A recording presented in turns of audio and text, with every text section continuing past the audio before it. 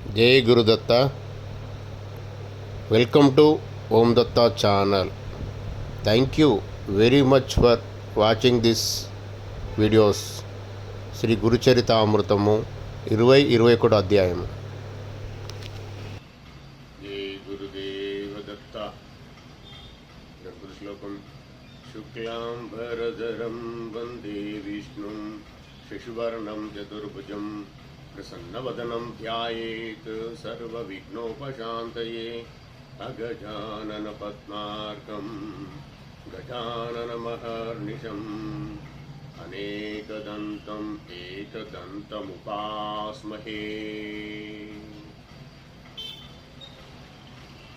గురు ప్రార్థన. గురుర్బ్రహ్మా గురుర్విష్ణు గురుదేవో మహేశ్వరా గురు సాక్షాత్ పరబ్రహ్మ తస్మై శ్రీ గురవే నమః. గురవే సర్వలోకానాం విజయే భవరోగీనాం నిధయే సర్వవిద్యానాం దక్షిణమూర్తయే నమః. ఇంతకుముందు నేను గురుచరిత్ర పారాయణం చేసినప్పుడే మీకు ఇన్ఫర్మేషన్ ఇచ్చానండి. ప్రతి రోజు అధ్యాయపూర్వకంగా గురుచరిత్ర ఎవరైతే పారాయణం చేయాలనుకుంటారో వారు ఖచ్చితంగా జన్మ శ్లోకం, గురు ప్రార్థన, శ్రీ గురు దత్తాత్రేయ అష్టోత్తరశతనామాలు చదివిన తర్వాతనే పారాయణం మొదలు పెట్టాలండి. నాకు తెలిసిన విషయం అంటే ఇది మీరు కూడా పాటించండి. దత్తార్పణ. జయ గురుదత్త. శ్రీ దత్తాత్రేయ అష్టోత్తరశతనామావళి. ఓం అనసూయసుతాయ నమః, ఓం దత్తాయ నమః, ఓం అత్రిపుత్రాయ నమః, ఓం మహామునయే నమః, ఓం యోగేంద్రాయ నమః, ఓం పుణ్యపురుషాయ నమః, ఓం దేవేశాయ నమః, ఓం జగదీశ్వరాయ నమః, ఓం పరమాత్మనే నమః, ఓం పరబ్రహ్మణే నమః, ఓం సదానందాయ నమః, ఓం జగద్గురవే నమః, ఓం నిత్యతృప్తాయ నమః, ఓం నిర్వికారాయ నమః, ఓం నిర్వికల్పాయ నమః, ఓం నిరంజనాయ నమః, ఓం గుణాత్మకాయ నమః, ఓం గుణాతీతాయ నమః, ఓం బ్రహ్మ విష్ణు శివాత్మకాయ నమః, ఓం నానారూపధరాయ నమః, ఓం నిత్యాయ నమః, ఓం శాంతాయ నమః, ఓం దాంతాయ నమః, ఓం కృపానిధయే నమః, ఓం భక్తప్రియాయ నమః, ఓం భవహారాయ నమః, ఓం భాగవతే నమః, ఓం భయానాశనాయ నమః, ఓం ఆదిదేవాయ నమః, ఓం మహాదేవాయ నమః, ఓం సర్వేశాయ నమః, ఓం భువనేశ్వరాయ నమః, ఓం వేదాంతవేద్యాయ నమః, ఓం వరదాయ నమః, ఓం విశ్వరూపాయ నమః, ఓం అవ్యాయ నమః, ఓం హరయే నమః, ఓం సచ్చిదానందాయ నమః, ఓం సర్వేశాయ నమః, ఓం యోగేశాయ నమః, ఓం భక్తవత్సలాయ నమః, ఓం దిగంబరాయ నమః, ఓం దివ్యమూర్తయే నమః, ఓం దివ్యభూతివిభూషణాయ నమః, ఓం అనాదిసిద్ధాయ నమః, ఓం సులభాయ నమః, ఓం భక్తవాంఛితదాయకాయ నమః, ఓం ఏకాస్మే నమః, ఓం అనేకాయ నమః, ఓం అద్వితీయాయ నమః, ఓం నిగమవందితాయ నమః, ఓం భుక్తిముక్తిప్రదాయ నమః, ఓం కార్తవీర్యవరప్రదాయ నమః, ఓం శాశ్వతాంగాయ నమః, ఓం విశుద్ధాత్మనే నమః, ఓం విశ్వాత్మనే నమః, ఓం విశ్వతోముఖాయ నమః, ఓం సర్వేశ్వరాయ నమః, ఓం సదాతుష్టాయ నమః, ఓం సర్వమంగళదాయకాయ నమః, ఓం నిష్కలాంకాయ నమః, ఓం నిరాభాసాయ నమః, ఓం నిర్వికల్పాయ నమః, ఓం నిరాశ్రయాయ నమః, ఓం పురుషోత్తమాయ నమః, ఓం లోకనాథాయ నమః, ఓం పురాణపురుషాయ నమః, ఓం అనఘాయ నమః, ఓం అపరమహిమ్నే నమః, ఓం అనంతాయ నమః, ఓం ఆద్యాంతరహితకృతయే నమః, ఓం సంసారవనదావాగ్నయే నమః, ఓం భవసాగరతారకాయ నమః, ఓం శ్రీనివాసాయ నమః, ఓం విశాలాక్షాయ నమః, ఓం క్షీరాబ్ధిశయనాయ నమః, ఓం అచ్యుతాయ నమః, ఓం సర్వపాపక్షయకరాయ నమః, ఓం తాపత్రయ నివారణాయ నమః, ఓం లోకేశాయ నమః, ఓం సర్వభూతేశాయ నమః, ఓం వ్యాపకాయ నమః, ఓం కరుణామయాయ నమః, ఓం బ్రహ్మాదివందితపదాయ నమః, ఓం మునివంద్యాయ నమః, ఓం స్తుతిప్రియాయ నమః. ఓం నామారూపక్రియాతీతాయ నమః. ఓం నిస్పృహాయ నమః. ఓం నిర్మలాత్మకాయ నమః. ఓం మాయాధీశాయ నమః. ఓం మహాత్మనే నమః. ఓం మహాదేవాయ నమః. ఓం మహేశ్వరాయ నమః. ఓం వ్యాఘ్రచర్మాంబరధరాయ నమః. ఓం నాగకుండలభూషణాయ నమః. ఓం సర్వలక్షణసంపూర్ణాయ నమః. ఓం సర్వసిద్ధిప్రదాయకాయ నమః. ఓం సర్వజ్ఞాయ నమః. ఓం కరుణాసింధవే నమః. ఓం సర్పహారాయ నమః. ఓం సదాశివాయ నమః. ఓం సఖ్యద్రివాసాయ నమః. ఓం సర్వాత్మనే నమః. ఓం భవబంధవిమోచనాయ నమః. ఓం విశ్వంబరాయ నమః. ఓం విశ్వనాథాయ నమః. ఓం జగన్నాథాయ నమః. ఓం జగత్ప్రభవే నమః. ఓం ద్రాం శ్రీదత్తాత్రేయాయ నమః. इति श्री दत्तात्रेय स्तोत्रशतनामावली. जय गुरुदेव दत्ता. जय गुरुदेव दत्ता. శ్రీ గురుచరిత్ర 20వ అధ్యాయము. నృసింహవాడిలో గోపింగమునున్న శ్రీగురు ప్రభావము, ఔదుంబర వృక్ష మహిమ నిరూపణము, ఔదుంబర పూజ ఫలితము, విప్రవనితకు బ్రహ్మహత్య పాపం నివృత్తి అగుట, శ్రీ గురుమూర్తి వరప్రభావమున ఆమెకు సంతానం కలుగుట, ఆకస్మికంగా ఒక పుత్రుడు మరణించుట, కన్న తల్లి మిగుల శోకించుట, ఇంతలో ఒక బ్రహ్మచారి ఏతించుట. శ్రీ గణేశాయ నమః. శ్రీ సరస్వతి నమః. శ్రీ గురుభ్యో నమః. శ్రీపాద శ్రీ వల్లభ శ్రీ సరస్వతి శ్రీ గురుదత్తాత్రేయాయ నమః. శిష్యోత్తముడగు నామధారకుడు సిద్ధముని యొక్క చరణ కమలములకు సాష్టాంగ వందములు ఆచరించి పిమ్మట దోసిలొక్కి శిరము వంచి వినమ్మురుడై భక్తిభావంతో ఇట్లు విన్నవించెను. సిద్ధమునీశ్వర, శ్రీ గురు శిఖామణి మీకు జయము కలుగుగాక. అయ్యా నాదొక విన్నపము అవధారింపుము. స్వామి, శ్రీ గురుమూర్తి కృష్ణానది తీరం నందలి నరసోబవాడి అమరపురం నుండి బయలుదేరి గానగాపురం వెళ్ళినప్పుడు యోగిని దేవులతో అతడి కల్పధ్రువంగా వాసిగాంచిన ఔదుంబర వృక్షం యొక్క మహిమను గొప్పగా వర్ణించి తాము కూడా ఆ వృక్షం వద్దనే నిత్యం గుప్తరూపణ ఉండి భక్తులకు నిత్య సన్నిహితముగా యుందునని ఆ యోగిని దేవతలను వరమిచ్చాను కదా. కావున ఆ క్షేత్రం యొక్క మహిమను మరియు ఔదుంబర వృక్షం యొక్క మహత్యమును దయతో మీరు నాకు విశదంగా వివరించి చెప్పగలరని ప్రార్థించాను. అందుకు సిద్ధమునీశ్వరుడు మిగుల సంతోషతరంగుడై నామధారకునితో ఇట్లనెను. కుమార, శ్రీ గురుమూర్తి ఔదుంబర వృక్షం కింద నిలిచి ప్రకటించిన అత్యద్భుతమైన గురులీలను గురించి ఏమని చెప్పగలను, ఎంతని చెప్పగలను? నాయన, ఔదుంబర వృక్షమే మిక్కిలి మహిమోపేతమైనది. అందులో శ్రీ గురుమూర్తికి నివాస స్థానమైనట్టి ఔదుంబర వృక్షం యొక్క మహిమ అత్యంత వర్ణనాతీతం కదా. దానిని వర్ణించి చెప్పుటకు సమర్థుడెవ్వడు. వారు నివసించిన ప్రతి చోట తమ వద్దకు యతించేడు భక్తులు కోరిన కోరికలు సందేహం లేకుండా నెరవేర్చిరి. తద్వారా నరసోబవాడి యొక్క మహిమ గొప్పగా పెరిగిపోయి లోక విఖ్యాతి నొందినది. అట్టి మహిమను పూర్తిగా వివరించి చెప్పగల సామర్థ్యం నాకెంతమాత్రం లేదు. నేను అసమర్థుడను. అయినను గురుకృప చేత దృష్టాంతం కొరకు అచట ప్రత్యక్షంగా జరిగినటువంటి ఒక అద్భుతమైన కథను గురించి నీకు చెప్పేదను. చిత్తుడవై వినవలేను. శిరోలాను గ్రామం నందు గంగాధరుడు అని పేరు గల ఒక బ్రాహ్మణుడు ఉండెను. అతడు సదాచార సంపత్తి కలిగినవాడు, గొప్ప వేదవిధుడు. ఇక ఆయన భార్య మహాపతివ్రత. ఆమె శాంత చిత్తమును కలిగిన సౌశీల్యవతి. ఆమెకు కలిగిన పుత్రులు వెంటనే మరణించుటతో ఆమె తీవ్రమైన మానసిక బాధను అనుభవించుచుండేను. 5 పుత్రులు జన్మించిరి. వారిలో ఏ ఒక్కరు కూడా జీవించి ఉండలేదు. మొదటి సంతానం నష్టమైనందుకు చింతించి తదుపరి కలిగిన సంతానం ఆరోగ్యవంతంగా జీవించుట కొరకై ఆమె ఎందరో దేవతలను ఆరాధించెను. అనేక వ్రతములు ఆచరించెను. ఉపవాస వ్రతం కూడా చేశాను. కానీ ఆమెకు కలిగిన 5వ సంతానంలో ఏ ఒక్క బిడ్డ కూడా జీవించి ఉండలేదు. బహుశా బలీయమైన పూర్వజన్మ ప్రారంధం వల్ల నాకు కలిగిన బిడ్డలు జీవించి ఉండట లేదేమో.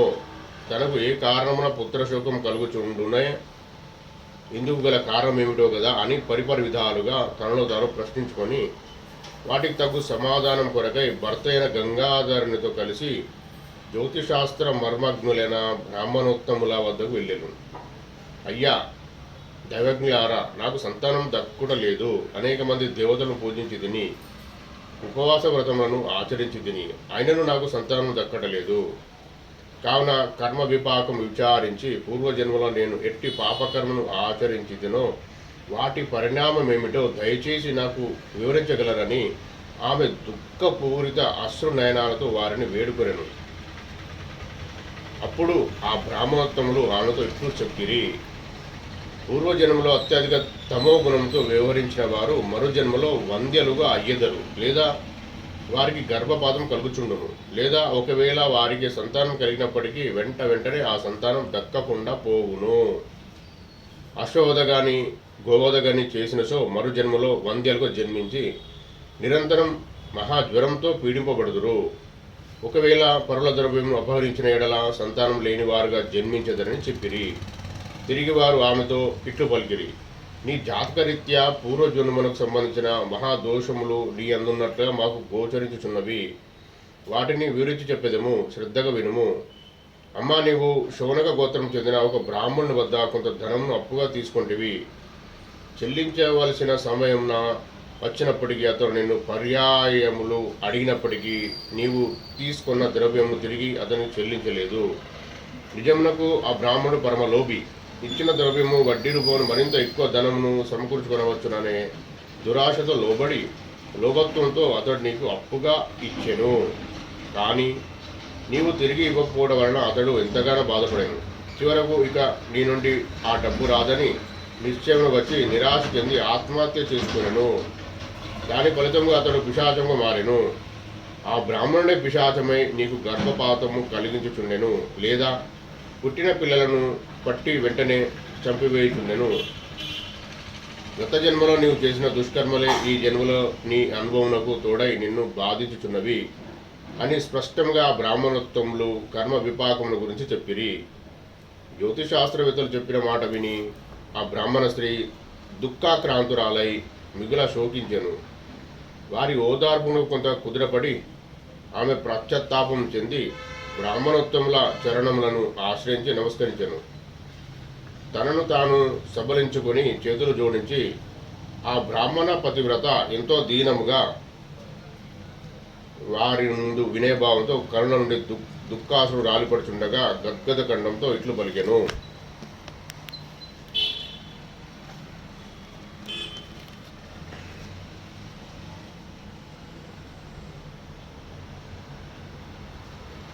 మహానుభావులారా, నేను గత జన్మలో మహాపాపిని, దురాచారిని కావచ్చును. ప్రస్తుతం పాప సముద్రంలో మునిగియుంటిని. స్వామి, మీరే నన్ను తరింప చేయవలెను. పూర్వజన్మ పాతకం నశించి నేను తిరిగి శుద్ధురాలను అగునట్టి శాస్త్ర విధిని అనుసరించి ఏదేని ఒక ఉపాయం చెప్పి నన్ను తరింపజేయుడు. రుణమంటేనే ఆలాహలము భక్షించినట్లుగా యుండును. అట్టి ఘోర పాపం చేసిన నేను పాపరాశి నుండి విడివడి ఈ జన్మలో ఎంతో కొంత సంతోషంతో ఉండునట్లుగా నన్ను మీరు దయతో అనుగ్రహింపగలరు అని హృదయ విదారకముగా దుఃఖించుచు కడు దీనముగా వారిని పదే వేడుకొనెను. అంతటా వారిట్లనరి: నీవు బ్రాహ్మణుని ద్రవ్యమును అపహరించుటే అప్పుడు నీకు బ్రహ్మాత్మ దోషం పట్టుకున్నది. ఆ బ్రాహ్మణుడు చనిపోయిన పిమ్మట అతనికి ఎవరు ఉత్తర క్రియలు చేయలేదు.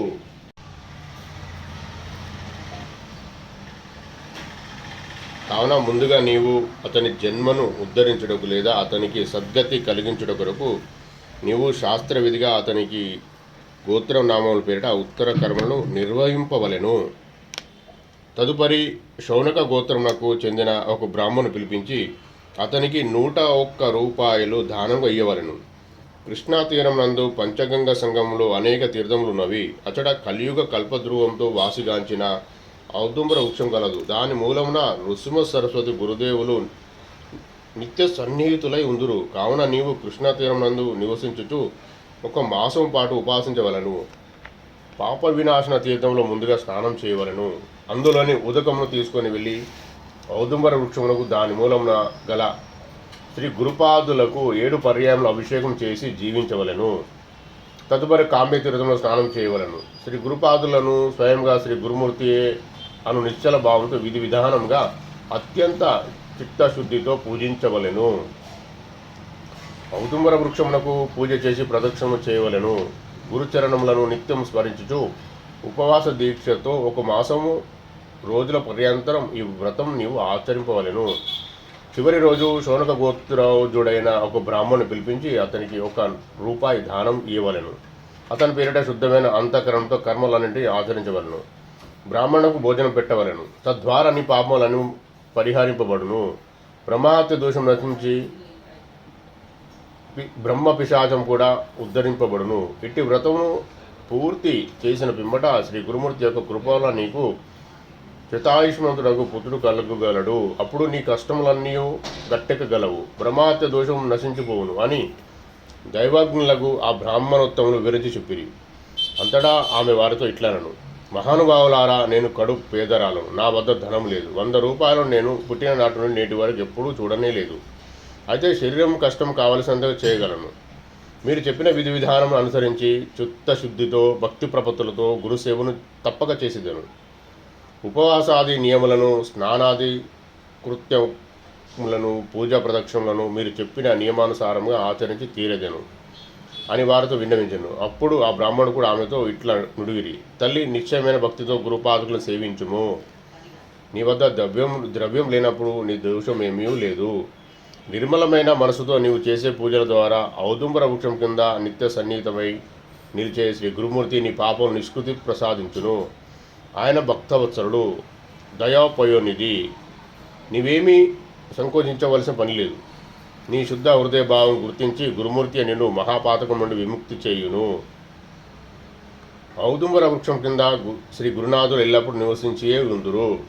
నిశ్చలమైన భక్తి ప్రపత్తులతో నీవు సేవించినచో నీ బ్రహ్మహత్య దోషం పోగొట్టి శ్రీ స్వామివారు నిన్ను తప్పక రక్షింపగలరు అని వారు విశ్వాసపూర్వకంగా చెప్పిరి.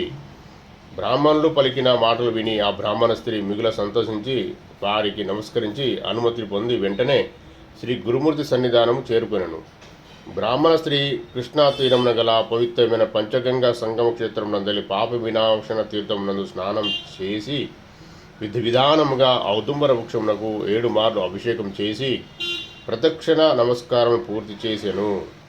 అటుపిమ్మట కామ్యతీర్థం నందు స్నానం చేసి శ్రీ గురుపాదులకు అభిషేకించి అతి భక్తితో పూజించి ప్రదక్షిణ నమస్కారం పూర్తి చేసెను. నాటి నుండి కఠినమైన ఉపవాస దీక్షను ప్రారంభించెను. అత్యంత భక్తి శ్రద్ధలతో ఆ విప్రస్త్రీ ఇదే విధముగా 3 రోజులు గడవక 3వ రోజు రాత్రికి ఆమెకు కలిగిన స్వప్నంలో ఒక విప్రుడు వచ్చి చేయి చాచి ₹100 ఇవ్వమని అడిగాను. ఇప్పుడు నీవు కూడా ₹100 ఇయ్యనిచో నీ ప్రాణం తీయుదును. తదుపరి నీ వంశం వృద్ధి పొందనీయను. నీవు చేసే శ్రమనంతయు వృద్ధపరచెదను. ఇక ముందు నీ వంశంలో సంతానం ఎట్లు కలుగును చూచెదను అని అత్యంత క్రోధోన్మత్తుడై ఆమెను సంహరించుటకై స్వప్నంలోనే పైకి వచ్చెను. ఆ భయంకర స్వప్నములకు ఆమె అత్యంత భయాచకితురాలై మేల్కొని వెంటనే ఔదుంబర వృక్షం యొక్క ఆశ్రయమును పొంది దాని వెనుకకు వెళ్ళాను. అతడ అదృష్టంగా ఉన్న గురునాథుని గుర్తించి వారి శరణము తెచ్చి వెంటనే గురునాథుడు ఆమెకు అభయంనిచ్చి స్వప్నగతంగా వచ్చిన ఆ బ్రాహ్మణుని నిలువరించి, ఏమిరా, నీవు ఈ స్త్రీని ఎందుకు చంపబోచుంటూ అని నిలదీశాను. అయ్యా, గత జన్మలో ఈమె నా ద్రవ్యము అపహరించినది. అందుకోసమే ఎంతో వెదచింది నేను మరణించిదిని. స్వామి, మీరు అందరి ఎడల సమానమైన కృపగలవారు. కానీ ఈ ద్రోహి పట్ల మీరు పక్షపాతం వహించుచుంటిరి. మీరొక ఉత్తమ పరివ్రాజకులు, మీకు పక్షపాతం తగదు కదా అనెను. అతని యుతోపదేశపూర్వకమైన మాటలు విని శ్రీగురుడు మిగిలిన కోపగించి ఇట్లనెను, ఓరి, నా భక్తజనులకు ఉపద్రవం కలిగించినచో ఎవరైనా సరే వారిని మేము శిక్షించేదము. మేము చెప్పిన పద్ధతిని శిరసావహించి మా మాటను అనుసరించి నీవు మసలినచో నీకు ఉత్తమగతి లభించును. నీ పిశాచతత్వం తొలగిపోవును. ఈ దీనురాలైన విప్రవనిత దాపరికం లేకుండా ఆమె శక్తి కొలది ఎంతటి ద్రవ్యం ఇయ్యగలుగునో దానిని నువ్వు మనస్ఫూర్తి అంగీకరించి స్వీకరించవలను. తద్వారా మీ ఉభయులకు మేలు కలుగును. నా మాట నచ్చని ఎడలా వెంటనే ఇచ్చటి నుండి నిష్క్రమించుము. నా భక్తుల వంశమును మిగుల వృద్ధి గావించి వారిని నేనే రక్షించదను. ఒకవేళ తిరిగి నీవు ఇటు ప్రక్కల కనిపించినచో వెంటనే తీవ్రంగా నిన్ను శిక్షించి తీరేదను అని గురుమూర్తి హెచ్చరించెను. శ్రీ గురునాథుల మాటలకు భీతునదిన ఆ బ్రహ్మ పిశాచము తల యొగ్గి నమస్కరించి పలికెను. స్వామి, మీ చరణమును దర్శించి తిని మిమ్మల్ని ఆశ్రయించి ఇక్కడ ఉంటిని, దయతో నన్ను ఉద్ధరింపుము. ప్రభు, ఏ విధంగా నేను ఉద్ధరింపబడదను అందుకు తగిన విధంగా తాము శాసింపుడు. మీ శాసనము తలవంచి నేను తప్పక అంగీకరించెదను. అంతటా శ్రీ గురుమూర్తి తిరిగి బ్రహ్మ పిశాచంతో ఇట్లు పలికెను. ఈ బ్రాహ్మణమంతా భక్తిపూర్వకంగా విధి విధానంగా నీకు సద్గతి కలుగు మార్గమును సుగము చేయుటకు తగినట్లుగా ఉత్తర కర్మను చేయును, తద్వారా నీకు సద్గతి కలుగును. పిదప ఆ బ్రాహ్మణ స్త్రీతో శ్రీ గురుమూర్తి ఇట్లు పలికెను. అమ్మా, నీ వద్ద ఎంత ద్రవ్యం కలదో అంత ద్రవ్యంతో అతని పేరిట 10 దివాసములు కర్మను చేయవలను. అంతేగాక అతని పేరుతో అష్టతీర్థములందు స్నానం చేయము. ఇది మొదలు 7 రోజులు నిత్యం ఈ మేడు చెట్టునకు జలముతో అభిషేకం నడుచుము. దానితో నీ బ్రహ్మహత్య దోషం వెంటనే నశించును. అప్పుడు నీకు పూర్ణాయుష్యము గల సంతానం కలుగును అని చెప్పి గురుమూర్తి అదృశ్యరాయను.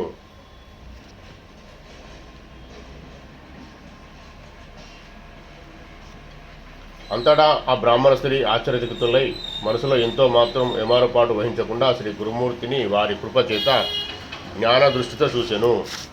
శ్రీ గురుమూర్తి ఆజ్ఞ అనుసరించి అన్ని కార్యక్రమాలను 10 రోజుల పాటు అతి భక్తితో ఆచరించెను. దానివలన ఆమె యొక్క బ్రహ్మహత్య దోషం తొలగిపోయి ఆ బ్రాహ్మణకు కూడా పిశాచ జనం నశించి సద్గతి లభించెను. మరుసటి రోజు స్వప్నంన శ్రీ గురునాథుడు ప్రత్యక్షమై ప్రసాదంగా 2 నారికేల ఫలమును ఆమె ఒడిలో ప్రసాదించి ఇట్లను, అమ్మా, నీవిక చింతింపవలదు, వీటిని ప్రేమతో అంగీకరింపుము. నీకు వేద పండితుడైన కుమారుడు కలుగును, అతని సంతతి అపారంగా వృద్ధి నొందును అని శ్రీ గురుమూర్తి పలికెను. గురునాథుని ఆజ్ఞను పొంది ఆ దంపతులు మనపూర్వకంగా అత్యంత ప్రీతితో ఆరాధించుచున్నప్పుడు పరసవేదిని ఇనుము తాకిన వెంటనే అది బంగారంగా మారినట్లుగా శ్రీ గురురాజుల వారు ప్రత్యక్షమైరి. చింతామణి స్పర్శ తగిలిన తోడనే ఇనుమును సువర్ణత్వం అబ్బినట్లుగా శ్రీ స్వామివారి దర్శన భాగ్యం వల్ల ఆ విప్రవంత యొక్క గత జన్మల పాపరాశి నశించిపోయెను. అనంతరం కొద్ది కాలము గడిచిన పిమ్మట ఆమె గర్భవతి అయి కుమారుని కనెను. మరికొంత కాలంలో మరి ఒక పుత్రుడు కూడా కలిగెను. హర్షోల్లాసంతో వైభవంగా పెద్ద కుమారునికి ఉపనయనము, 2వ కుమారునికి చూడకర్మను చేయుటకు నిశ్చయించుకున్నది. ఉపనయనకు చూడకర్మ సంస్కారం కావలసిన సంభారములన్నింటినీ సిద్ధం చేసుకొని ఆ దంపతులు తమ 2 కుమారులను చూసి మిక్కిలి సంతోషభరితులై ఊహకందనంతటి ఉల్లాసంతో కాలము గడుపుచుండిరి. వారు నిశ్చయించుకొనిన ఉపనయన చూడకర్మ సంస్కారము ముహూర్తం సమీపించుచుండెను. ఈలోపు ఒకనాటి అర్ధరాత్రి ఒక కుమారునికి తీవ్రమైన అనారోగ్యం ఏర్పడెను. వ్యాధులన్నింటినీ మించిన తీవ్రమైన ధనుర్వాతం వ్యాధి వచ్చెను. అతని అవయములన్నీ వంకరలు టింకర్లుగా తిరిగిపోవచ్చు, కళ్ళకు అతి భయంకరంగా కనిపించసాగాను. ఈ విధంగా పిల్లవాడు 3 రోజుల తీవ్రంగా బాధపడను. 3వ రోజు రాత్రికి ఆ బాలుడు మరణించెను. తల్లిదండ్రులు దుఃఖమునకు మేరలేకపోయాను. ఆ రాత్రి ఆక్రోశంతో తన తలను నీలకేసి కొట్టుకొనొచ్చు ఆవేశంతో ఒక పెద్ద బండరాన్ని తీసుకొని వక్షస్థలం కేసి కొట్టుకొనొచ్చు మిగుల వివశురాలై దుఃఖించుచుండెను. నేల మీద పడి దొర్లుచు ఒక క్షణం నిర్జీవంగా మారిపోయాను. తిరిగి అపార దుఃఖం వలన ఆమె కంటి నుండి నీటి ప్రవాహం కట్టలు తెంచుకొని ప్రవహింపసాగాను. ఆ తల్లి పుత్రుని శవం మీద పడి అతన్ని గట్టిగా ఆలింగనం చేసుకొని మాయోపోషంతో కప్పబడి ఆక్రోశించుచుండెను. మాయామోహంతో కప్పబడి ఆక్రోశించుచుండెను. నాయనా, కుమారా, అమ్మను వదిలిపెట్టి ఇంత కఠినము వహించి ఎచ్చట వెళ్ళిపోతివిరా? పుత్ర, ఆడుకొనుటకు ఎచ్చటికైనా వెళ్ళిపోయితివా?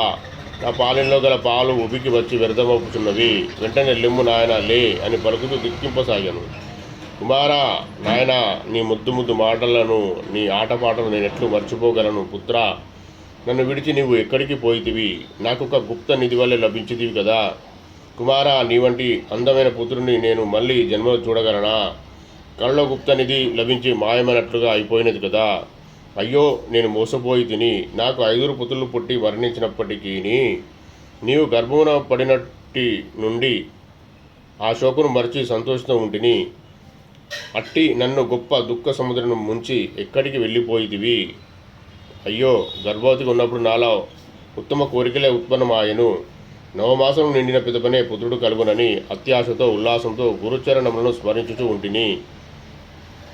కానీ నేను ఎప్పుడూ ఉద్విగ్నత గురి కాలేదు. నీకు తప్పక పుత్రుడు కలుగునని శ్రీ గురుమూర్తి నాకు వరమిచ్చెను. ఆ దివ్య వరంతో పుట్టబోయే బిడ్డడు నాకొక పెన్నిదిగా ఉండగలడని నాలో నేను మురిసిపోవచ్చు. నీవు జన్మించిన ఉత్తర క్షణం నుండి నేను అనంత సుఖసౌఖ్యం అనుభవించితిని. వృద్ధాప్యమును కూడా గొప్ప దిక్కుగా నిలిచి మమ్ము రక్షించదవని నా ప్రాణముల కంటే అధికమైగా ప్రీతిగా నిన్ను పెంచుకొనుచుంటిని. అవసాన కాలంలో నీవే మాకు దిక్కని మేమెంతయో నమ్మకంతో ఉంటుమి. అయ్యో పుత్ర, మమ్మలను వదిలిపెట్టి వెళ్ళిపోవుట ఉచితమా? నాయన, నిన్ను చూసి మర్చిపోయిన అపారమైన దుఃఖసాగరం తిరిగి మాకు దిక్కయ్యను కదా. నిన్ను నమ్ముకొని పంచప్రాణము నీ అందే నిలిపి నీవే దిక్కని నమ్ముకొనిచున్న మమ్ములను వదిలిపెట్టి పంచభూతములలో కలిసిపోవడం నీకు ఉచితమేనా కుమారా అని ఇట్లు అనేక విధములుగా ఆ తల్లి హృదయ విదారకంగా శోకింపసాగాను. ఇట్లు ఆమె దుఃఖించుచుండగా ఆమె చుట్టూ చేరిన గ్రామం అందరి పెద్దలందరూ ఆమెతో ఇట్లు చెప్పసాగిరి.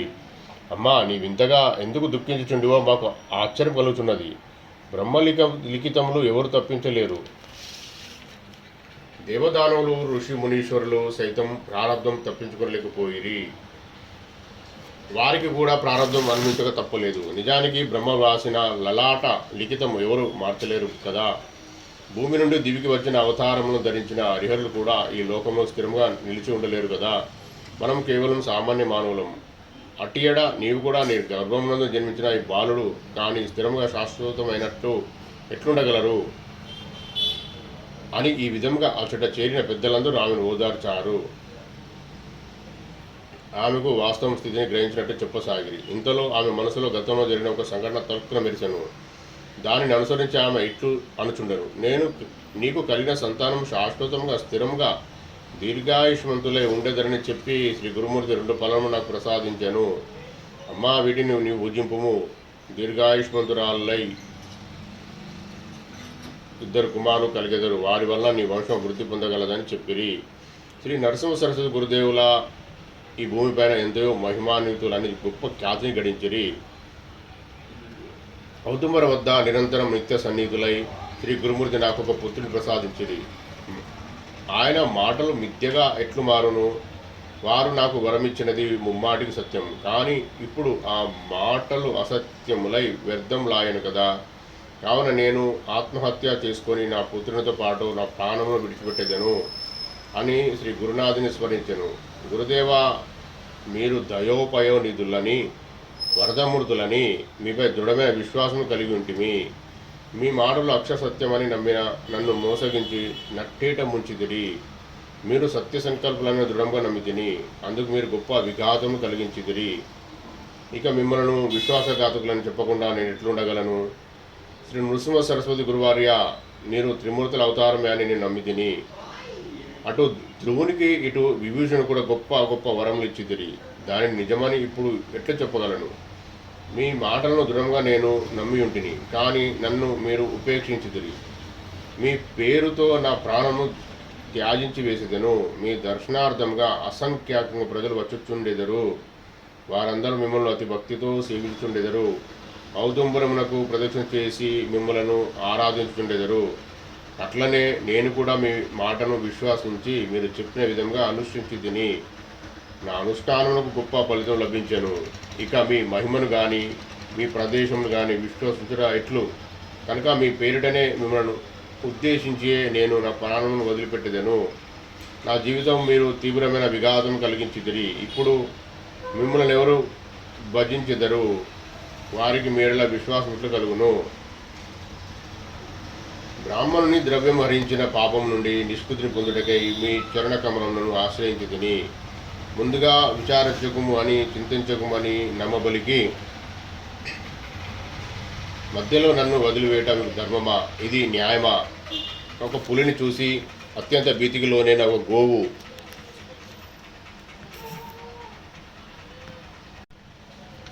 వేరొకరిని ఆశ్రయించి నన్ను కాపాడమని వేడుకున్నప్పుడు వారే దానిని ప్రాణం తీసినట్లుగా నా గతి మారిపోయినది. దైవ పూజకై ఒకడు దేవాలయంలో వెళ్ళినప్పుడు ఆ దేవాలయం అతని పట్ల ఆశనిపాతమై మృతిగా మారి అతని మీదనే కూలిపడినదట. స్వామి, నా గతి కూడా అటులనే అయినది కదా. దేవా, నా ప్రాణమున వంటి కుమారుని మీరు రక్షించలేకపోతుంది కదా అని ఆ రాత్రి అంతయు కంటి మీద కొనుక్కులేక ఆ బాలుని తల్లి పరి విధములుగా విలిపించుచుండగా ఇంతలో సూర్యోదయం అయ్యను. వీధిలోని బ్రాహ్మణులందరూ ఆమె వద్దకు వచ్చి ఇట్లనేది, అమ్మా, నీవెందుకు ఇట్లా వ్యర్థంగా దుఃఖించుతుండేవి? ఇది గొప్ప మూర్ఖత్వమే యగును. జరగవలసిన దానిని బ్రహ్మాదులు కూడా తప్పించుకోలేరు కదా. కనుక మరణించిన నీ బిడ్డ శోమునకు అంతిమ సంస్కారం చేయక తప్పదు. గంగా వద్దకు వెళ్ళేదం పదమని వారు పలికిరి. వారి మాటలు విని ఆమె మిగుల ఆక్రోశింపుచు ఇట్లనను, నాయనలారా, నా బిడ్డతో పాటు నన్ను కూడా ఆ చితిలోనికి త్రోసి అగ్నిదేవునికి అర్పించగలరు. లేనిచో ఈ శవమును మీకు అప్పగించను. బాలునితో పాటు నన్ను కాల్చకు మీకు ఇచ్చగించినంత వరకు నా కుమారుని శవమును మీకు చేతికి ఇవ్వను అని కుమారుని శవమును తన హృదయం గట్టిగా హత్తుకొని కూర్చొనను. బంధువులందరూ ఆమెతో, నీవు మామూలు స్త్రీవి కావు, గొప్ప మూర్ఖురాలవు, కఠినాత్మురాలివి. ఈ కుమారుని శవంతో పాటు ప్రాణములను వదులుద్దునని పలుకుట ఏ విధమైన ధర్మం మాకు తెలియజేయటం చెప్పుము. మేము ఇంతవరకు ఇట్టి విడ్డూరమైన మాటలు వినలేదు. చచ్చిన కొడుకు కొరకు తన ప్రాణను ఎవరు విడిచెదరు? ఇది ఆత్మహత్యయగును. అదొక మహాదోషంగా పరిగణించబడును అని అనేక విధములుగా వారందరూ ఆమెకు బోధించిరి. కానీ ఆమె ససేమిరాని మాటలను అంగీకరించలేదు. తన పుత్రునితో పాటుగా తాను ప్రాణాలను వదిలిపెట్టుటకే నిశ్చయించుకునను. ఇంతలో మధ్యాహ్న సమయం సంప్రాప్తమయ్యను. శవ సంస్కారము ఆమె అంగీకరించుటలేదు. కనీసం కృష్ణానది తీరమునకు చేర్చుట కూడా ఆమె ఇష్టపడటలేదు. గ్రామస్తులందరికీ ఇది వింతగా కనపట్టుచుండెను.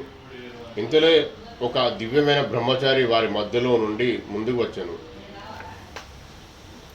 అచ్చట గుమికూడిన వారందరూ చూచుచుండగా ఆగంతకుడైన ఆ బ్రహ్మచారి ఆమెను చక్కని ఆత్మజ్ఞానం బోధించాను అని సిద్ధముని చెప్పుచు నామధారక, అప్పుడొక అపూర్వమైన సంఘటన ఘటించినది. వచ్చినవాడు బ్రహ్మచారి మాత్రమే, కానీ అతడు మామూలు బ్రహ్మచారి కాడు. శ్రీ గురుమూర్తియే భక్తవత్సలుడై అవతార పురుషుడు శ్రీ నృసింహస్వామి వారే ఒక బ్రహ్మచారిగా మాయాకల్పితమైన మానవ వేషంలో వచ్చెను అని వివరించెను. ఇంతటి మనోహరమైన ఈ కథను శ్రవణం చేయు మానవులందరూ చితాయుష్మంతులయ్యేదరు. భక్తిపూర్వకంగా ఈ కథను వినిన వారికి శరీరంలో ఎట్టి వ్యాధులు ఉండవు.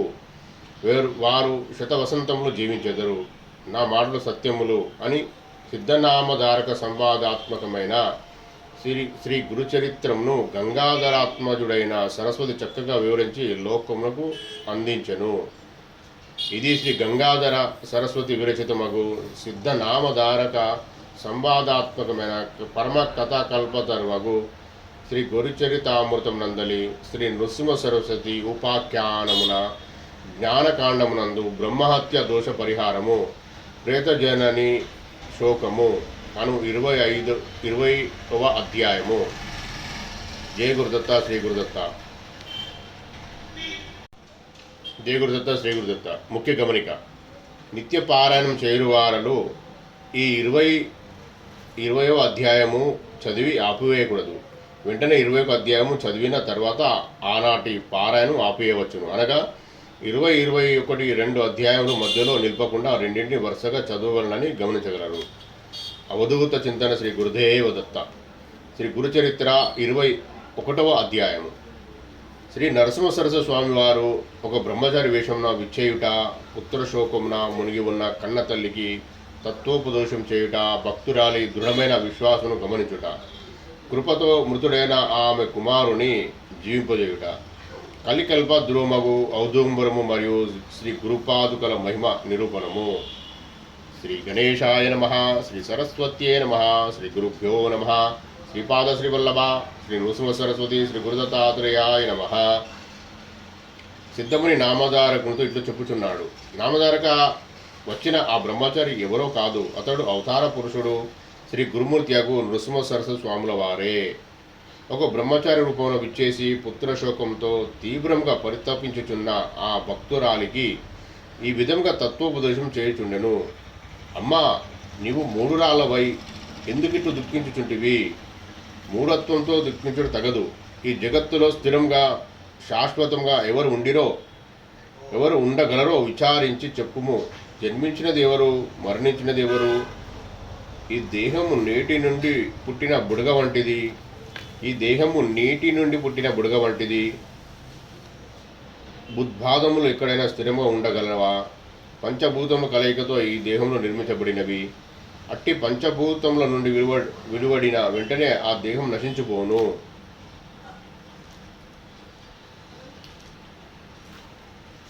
ప్రాణుల శరీరములన్నీ పంచభూతముల నుండి ఉత్పన్నమైనవే. కొలది కాలం మాత్రమే ఉండి తిరిగి పంచభూతములలో కలిసిపోవుట సహజ స్వభావమని నీవు గుర్తెరుగుము. పంచభూతాత్మకైన శరీరము మాయాపాశంతో చుట్టబడినది. అందుచే దేహభ్రాంతి కలిగి పుత్రుడని, మిత్రుడని, భార్య అని భావించుకొనుచు మనిషి మనుగడ సాగించుచున్నాడు. త్రిగుణములు అనగా సత్వ రజోస్తమ గుణములు ఈ భూతముల నుండి వేరుబడి పడే లక్షణములుగా ఉంటాయి. అనగా ఏమిటి? జాగ్రత్తగా వినుము. సత్వగుణములు గలవారు సాత్విక కర్మలను ఆచరించుటచే వారికి దైవత్వం సిద్ధించును. రజోగుణ సంపన్నులు రాజస కర్మలను ఆచరించడం వలన మనుషులుగా జన్మించెదరు. ఇక తమోగుణం కలిగిన వారు తామసిక కర్మను ఓనరించడం వలన దైత్యులుగా జన్మించెదరు. ఇట్టి గుణానుబంధం వలన కర్మలు జరుగుచుండును. మానవుడు ఏ ఏ గుణములతో ఏ ఏ కర్మలను చేయునో అవి దుష్కృతములు కావచ్చును, సుకృతములు కావచ్చును. ఏవైనాను సరే చేసిన కర్మలను అనుసరించియే తత్కర్మఫలము లభించుచుండును. ఆయా కర్మఫలములను ఎవరైనా ఎప్పటికైనా తప్పక అనుభవించి తీరవలసినదే. గుణముల వాసనను అనుసరించి ఇంద్రియముల్లో ఆ వాసనలకు ఆధీనమై ఉండును. మాయాపాశంలో చిక్కుకొని సుఖదుఖములాదులను అంటిపెట్టుకుని జీవులు ఉందురు. శ్లోకం. సత్వం రజస్తమ ఇది గుణ ప్రకృతి సంభవ నిబంధాంతి మహాబాహో దేహే దేహిన మావయాం. అనగా అర్జున, సత్వము, రజస్సు, తమస్సు అనే గుణములు ప్రకృతి నుండి ఉత్పన్నమగును. ఈ మూడు గుణములే నాశనం లేని దేహిని అనగా జీవాత్మను శరీరమునందు బంధించి ఉంచును. ఈ జగత్తునందు పూర్వజన్మ కర్మలను అనుసరించి అన్ని విధముల జీవులు ఉత్పన్నమగుచుండును. ఆయా జీవులు తమ సంచిత కర్మను అనుసరించి ప్రస్తుత జన్మమునందు ప్రారాబ్ధముగా వాటి సుఖదుఖములు అనుభవించుచుందురు. దేవతలకు, ఋషులకు కోటి కల్ప సంవత్సరాల ఆయుష్యుండును. అయినను వారిని కూడా పాపకర్మములు వదిలిపెట్టవు. ఇక మానవులు అనగా ఎంతపాటి కనుక ప్రారబ్ధమును మనమెట్లు తప్పించుకొనగలము? జీవుడు దేహాధీనుడు, దేహము కాలాధీనము. దేహదారులందరూ తమ తమ గుణములను అనుసరించే కర్మను ఆచరించెదరు. శ్లోకం. నాహి కచ్చిత్ క్షణమాపి జాతు తిష్టత్య కర్మకృత్ కార్యతే హ్యావశః కర్మ సర్వ ప్రకృతి జైరర్గుణై.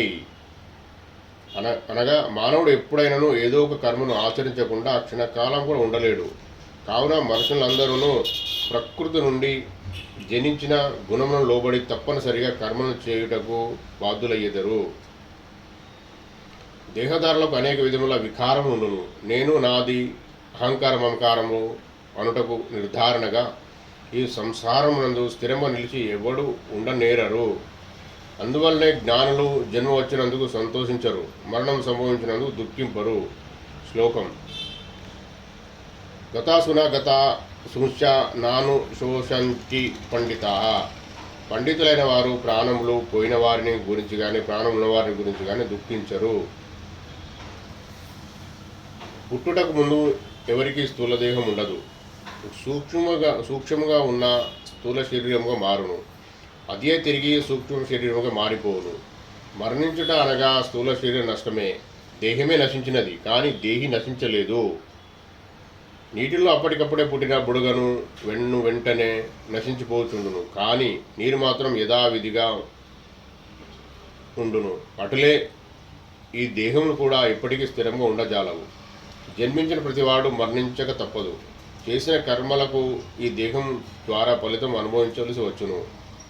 దేహం ఎప్పుడు వచ్చునో, ఎట్టి దేహంతో సంబంధము, సుఖదుఖములు, సంయోగ వియోగములు అప్పుడే వచ్చినవి. అవి ఇంతవారికైనా తప్పవు సుమా. జీవుడు ఏనాడు మాతృగర్భమున ప్రవేశించనో ఆనాడే వాని జీవిత కాల పరిమితి నిశ్చయింపబడి ఉండును. దానిని తప్పించుటకు ఎవరికి తరం కాదు.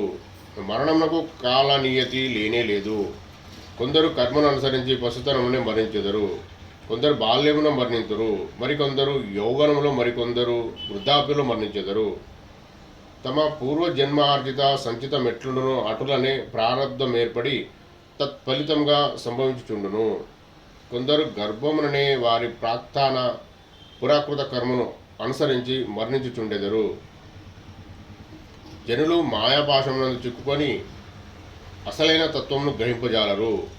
మాయామోహితులై ఆయా గుణములను అనుసరించి తల్లి అని, తండ్రి అని, పుత్రుడని, భార్య అని, మిత్రుడని నానా విధములైన మమకారమును కల్పించుకొని మూఢత్వంతో బాధపడుచుండెదరు. ఒకవేళ ఈ దేహం పవిత్రమైనదని చెబుదుమా అని అన్నచో ఇది భయంకరమైన మలమూత్రాదుల నుండి పుట్టినది. రక్తము రేతస్సుతో కలిసి ఇది ఉత్పన్నమగును. కర్మను అనుసరించి చేసిన పాపపుణ్యమును అనుభవించుడు అని ముందే లలాటమునందు బ్రహ్మదేవుడు లిఖించి పెట్టును. అట్టి అనుభవమును గాని కాలమును గాని జయించుట ఎవరికి సాధ్యం కాదు. కావున దేహమునకు శాశ్వత తత్వము అన్నది లేదని గ్రహింపవలెను. స్వప్నంలో ద్రవ్యనిధి కనిపించినప్పుడు దాని మీద ఎవరైనా గట్టి నమ్మకం పెట్టుకుందురా? ఈ సంసారమంతయు ఒక ఇంద్రజాలకుని ఆట వంటిది, గారడి విద్య వంటిది. ఈ దేహమును స్థిరమని ఎట్లు నమ్ముకొన జాలవు? ఇంతకు పూర్వం నీవెన్ని జన్మలు అనుభవించుతువో అప్పుడు మానవ జన్మయే వచ్చెను, లేక పశు జన్మయా, పక్షి జన్మయా, క్రిమికీటమా? అదేమిటో నీవు చెప్పగలవా? ఒకవేళ మానవ జన్మ ప్రాప్తించినప్పటికీ అప్పుడు నీవు ఎవరికి తల్లివో తండ్రివో, అప్పుడు ఎంతమందికి భార్యవైతివో తల్లివైతివో నిర్ధారించి చెప్పగలవా? గత జన్మలలో నీ తల్లిదండ్రులు ఎవరో చెప్పగలవా? ఇవేమీయో నిశ్చయంగా తెలియని అజ్ఞానంతో, మూఢత్వంతో నా పుత్రుడని దుఃఖించుచు వ్యర్థ ప్రలాపన చేయుచుంటివి. వేలవై దుఃఖించుచుంటివి. చర్మము, మాంసము, ఎముకలు, మధ్యలతో నిండి ఉన్న ఈ దేహం పంచభౌతికమైనది. నవద్వారములు కలిగిన ఈ శరీరం కేవలం మలమూత్రాదులతో నిండి ఉన్నది. పుత్రుడేమిటి, మృత్యువేమిటి? భ్రమతో వ్యర్థంగా ఎందుకు దుఃఖించుచుంటివి? ఎప్పటికైనాను సత్యమును గుర్తించుము. ఈ శవము లౌకికముగా దహన సంస్కారం మూలనించుటకు నీ బంధువులకు ఇచ్చివేయుము అని ఆ బ్రహ్మచారి అచ్చమైన తత్వజ్ఞానమును వివరించి చెప్పాను. అతని ఉపదేశ వాక్యములు విని ఆ విప్రవంత అత్యంత దీనురాలై ఆ బ్రహ్మచారితో ఇట్లు పలికెను. స్వామి, మీరింతవరకు నాకు అవసరమైన సమస్త ధర్మను బోధించితిరి. అయినను నా మనసు స్థిరం కావటం లేదు. నిజంగా ప్రారంధం అనుసరించియే సమస్తం జరుగునని ఒకవేళ నిశ్చయంగా భావించినచో ఇక శ్రీగారిని పూజించుట ఇందులకు స్పర్శవేదిని స్పర్శించ ఇనుము బంగారము మారదని అనువారులు ఎవరైనా ఉందిరా? మేము మొదటి నుండి దురదృష్టవంతులమే. అందుకే శ్రీ గురుమూర్తి చరణారవిందములను ఆశ్రయించితిమి. పూర్ణాయుష్కుడైన పుత్రుడు కలుగునని ఆయన మాకు స్పష్టమైన అభయం ఇచ్చిరి కదా. అట్టి మాటలను మేము గట్టిగా విశ్వసించితిమి. ఇందులో మా తప్పేమిటి? ఎవరికైనాను రోగం వచ్చినతో వారు వైద్యుని వద్ద వెళ్ళి ఆ రోగమునకు తగిన చికిత్సను చేసుకొని తిరిగి ఆరోగ్యం పొందుతున్నారు కదా. కానీ ఇది నా ప్రారంధం కాదా అని ఎవరు ఉదాసీనులై చేతులు ముడుచుకొని కూర్చొని ఉండుట లేదు కదా. ఎవరికైనాను ప్రారంధం వశమున ఆపదలు సంభవించినప్పుడు పెద్దలను ఆశ్రయించి వారి వలన ఆపదను పోగొట్టుకుంటలేదా? అట్లనే నేను కూడా త్రిమూర్తాత్మక అవతారమైన శ్రీ నృసింహ సరస్వతి స్వామి వారిని ఆశ్రయింపగా నా బాధను గుర్తించి దయాసింధువైన ఆ మహానుభావుడు దీర్ఘాయుష్మంతుడగు పుత్రుడు కలుగునని వరమును ఇచ్చెను. ఇది అసత్యం ఎట్లాగునో నాకు తెలియజెప్పుము. నేను వారిని మనసారా ఆరాధించింది. కరుణించి అనుగ్రహంతో వారు నాకు వరమిచ్చేవి. వారి చరణారవిందములందు గల విశ్వాసంతో మేము ప్రశాంత చిత్తులమై ఉంటిమి. అంతటి దృఢమైన విశ్వాసంతో మేముండగా అట్టి దానిని ఈ విధంగా భగ్నం చేయుటలెందులకు? ఇది నా మూర్ఖత్వం ఎట్లాగునో మీరే తెలియజెప్పుము స్వామి. అందువల్ల నేను ఇప్పుడు నా ప్రాణం త్యాజించి శ్రీ గురునాథుని చరణాములందే అర్పించదను. తద్వారా వారి కీర్తి దిగ్దిగాంత వ్యాప్తి చెందును కదా అని పలికిన మాటలు విని ఆమె అంతరంగ భావమును సునిశ్చితమైన విశ్వాసమును గుర్తించి ఒక చక్కని జ్ఞానోపదేశపూర్వకమైన ఉపాయమును ఆమెకు ఆ బ్రహ్మచారి బోధించాను. అమ్మా, నీవు శ్రీ గురుమూర్తిని విశ్వసించి పూర్ణాయుష్మంతుడకు పుత్రుని పొందితివి. కానీ అతడు అకాల మరణం చెందెను. ఎవరి వరప్రసాదం వలన ఈ పుత్రుడిని కలిగెనో ఆ వరదమూర్తి దగ్గరికే నీ కుమారుని తీసుకొని వెళ్ళుము. నీకు వరం లభించిన పంచగంగా కృష్ణా తీరంలోని ఔదుంబర వృక్షం దగ్గరనే నీవి కలేబరం సమర్పించమని ఆ బ్రహ్మచారి చెప్పాను. అతడు చెప్పిన చివరి వాక్యములను విన్న ఆ విప్రవనిత మనస్సుకు గట్టి విశ్వాసం ఏర్పడాను. ఈ మాట సత్యమే అని నిశ్చయించుకొని వెంటనే కుమారుని శోభను తన వీపును కట్టుకొని నరసభవాడిలోని కృష్ణగిరి తీరున గల పంచగంగ పవిత్ర క్షేత్రమందు విరజమానమయుండు కల్ప గురువుగా ప్రసిద్ధి నొందిన ఔదుంబర వృక్షం దగ్గరకు చేరాను. అక్కడ శోభను గురుమూర్తి యొక్క పాదముల ముందు పరుండబెట్టి తన శిరస్సును గురునాథుని పాదముల మీద రక్తం చెందినట్టు గట్టిగా కొట్టుకొనుచు మిక్కిలి దుఃఖపడసాగాను. పాదుకలు రక్తంతో తడిసిపోయాను. మిక్కుల ఆక్రోశించుతూ ఆమె అత్యధికమ దుఃఖింపసాగాను. నిజమునకు పుత్రశోకం సహింపరానిది. అట్టి మృత్యువు తల్లిదండ్రుల పాలిట క్షయ రోగం వలె ఉండును. ఇంతలో పుత్రుడు అస్తమించి చీకటి పడసాగాను. ఇంతలో సూర్యుడు అస్తమించి చీకటి పడసాగాను. గ్రామస్తులు ఆమె బంధువులు వచ్చి, అమ్మ, చీకటి పడుచున్నది, ఎందుకమ్మా ఇంతగా విలపించెదవు? ఈ అరణ్యంలో మనుషులు సంచరించరు, ఇచ్చట ఎట్లు ఉండేదవు కనుక శవమును మాకు ఇవ్వవలసినది. దాన సంస్కారాలు మేము వెళ్ళేదము, లేదా మిమ్మల్ని వదిలి మేము వెళ్ళిపోయేదమని ఒకరి తర్వాత ఒకరు కఠినంగా మాట్లాడారు. అయ్యా, మీరు ఏమి చేసినప్పటికీ నేను ఈ శవమును మాత్రం ఇవ్వను గాక ఇవ్వను. ఈ శవంతో పాటుగా నేను దగ్ధమయ్యేదను అని తన కడుపునకు కట్టుకున్న శవంతో పాటు ఆమె శ్రీ గురుమూర్తి పాదుకల మీద అటు ఇటు దొర్లుచుండెను.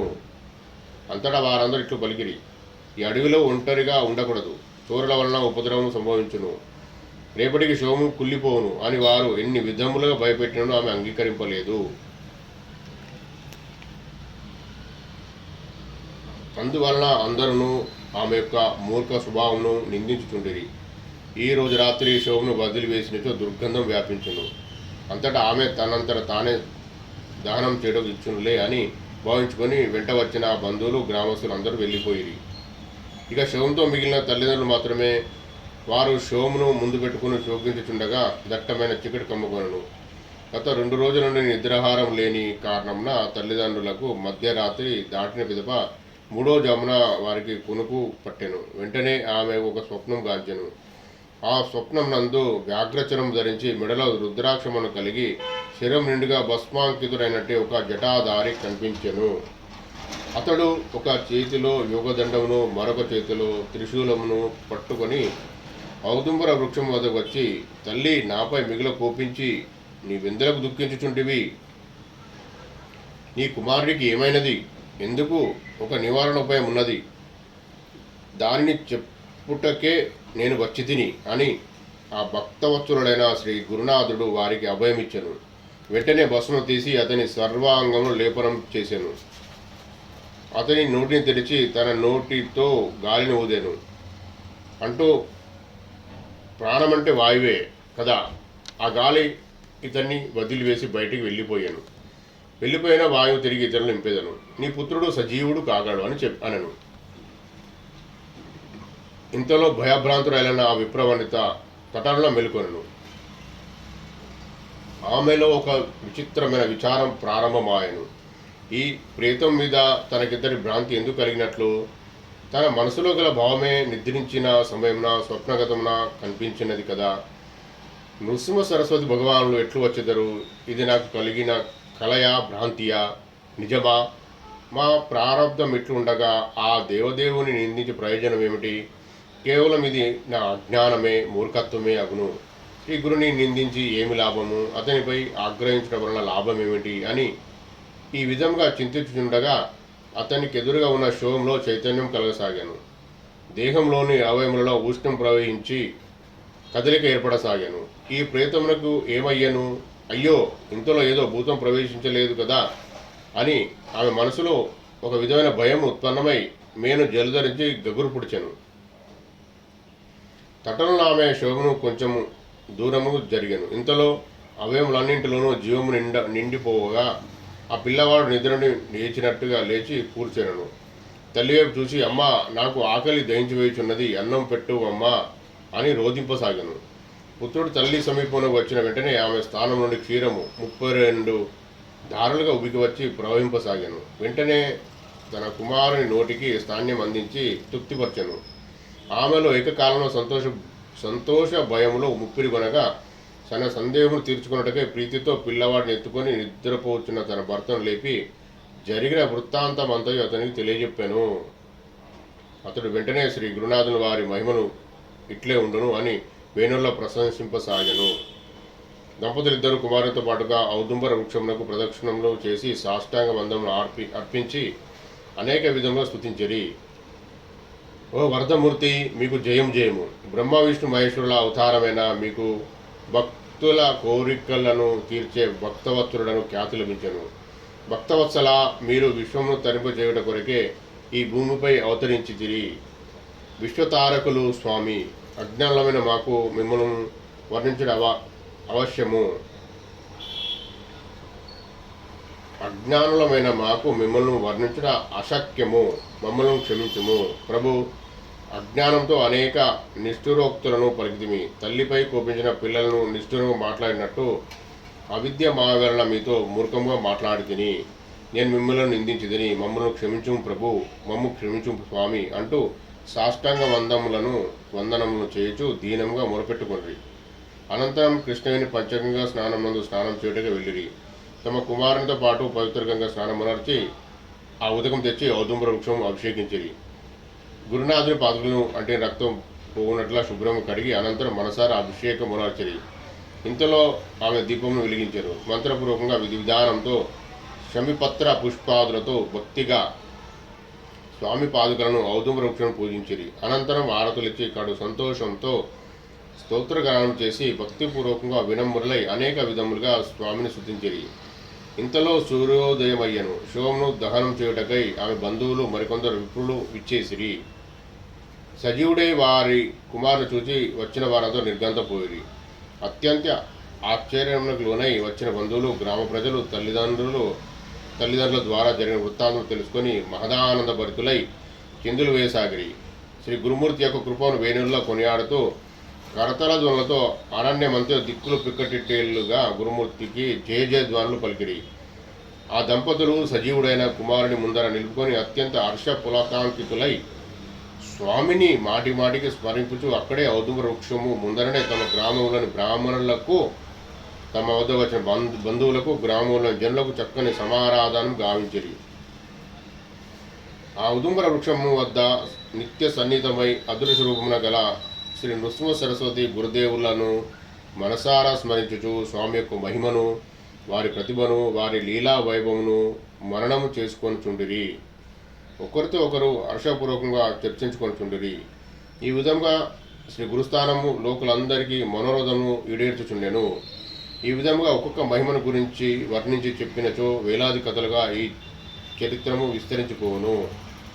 నామధారక నరసింహవాడి స్థానంన వర్ణనాతీతము. ఇట్టి దృష్టాంతం వలన వేలుగా గలవు. కానీ నీలో విశ్వాసం కుదురుట కొరకు, గురు ప్రభావం తేలుట కొరకు ఒక కథను మాత్రమే వివరించి చెప్పగలుగుతుంది. మేడు చెట్టు క్రింద శ్రీగురుడు నిత్యం నిరంతరం నివసించి ఉండును. శ్రీ గురుమూర్తిని చక్కగా ఆరాధించినచో కోరిన కోరికలు అత్యంత శీఘ్రంగా నెరవేరి తీరును. ఆ మహానుభావుడు భక్తులకు సర్వాభిషం ప్రసాదించుండును.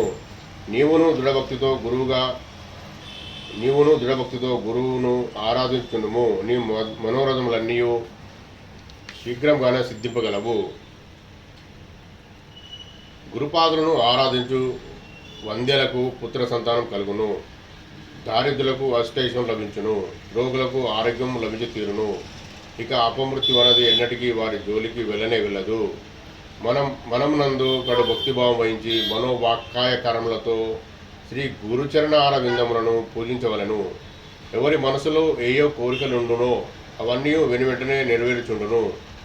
కుష్టు వ్యాధితో అందవిహీనురాలుగైన వారు గురుచరణమును అర్చించిన ఎడల వారి దేహము సువర్ణమయముగా మారిపోవును అని చెప్పుటలో ఎంత మాత్రం సందేహింపనవసరం లేదు. శ్రీ గురుపాదుకలను భక్తిభావంతో అర్చించిన వారికి గుండె నొప్పి, గండమాల, అపస్మారాది రోగములన్నీ సమసిపోవును. మందమతులు, బాధిరులు, మూగవారు, కుంటివారు, కుష్ఠరోగులు మున్నుగు వ్యాధులతో బాధితులైన వారు ఔదుంబర వృక్షమును పూజించినచో ఆరోగ్యవంతులగుదురను మాట ముమ్మాటికి సత్యం. అచడా చతుర్విధ పురుషార్థ ఫలములు నిశ్చయము లభించును. నృసింహవాడిలోని ఔదుంబర వృక్షమునందు గురునాథులు ప్రత్యక్షము ఉండియుందురు. మానవులు కోరుకున్నవన్నింటినీ నెరవేర్చగల ఔదుంబర వృక్షము సాక్షాత్తు కల్పతరువే అని ప్రత్యేకంగా చెప్పవలసిన పని లేదు. నృసింహవాడి అను క్షేత్రం యొక్క మహిమను, ఔదుంబర వృక్షం యొక్క ప్రతిభను గురించి వివరించి చెప్పుటకు నేను అసమర్థుడను. శ్రీ నరసింహ సరస్వతి స్వామి వారి పేరు ఈ విధంగా జగద్విఖ్యాతి నొందినదని సిద్ధముని నామధార కొంత చెప్పిన వివిధ విధముగా గంగాధర నందనుడైన సరస్వతి పవిత్రమైన శ్రీ గురుచరిత్రామృతము మనకు కృపతో వ్యక్తపరచెను.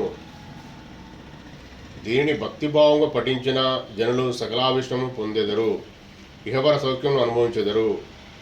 భవసాగరమును తరింపజేయటకు గాను సరస్వతి గంగాధరుడు నిరంతరం గురుపాదాబ్దను ధ్యానించుచుండెను.